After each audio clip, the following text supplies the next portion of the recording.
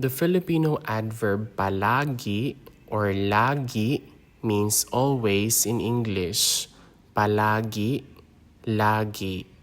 Palagi, lagi. Let us have the following example sentences using the word palagi or lagi.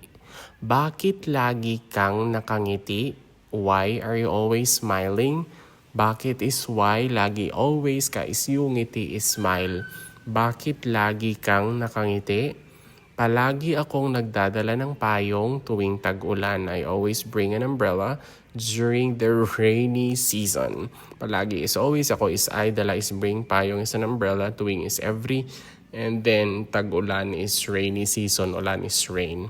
Palagi akong nagdadala ng payong tuwing tag-ulan. Sinasabi ko lagi ang totoo. I always tell the truth. Sabi is like tell or say. Lagi is always, and then totoo is truth or true.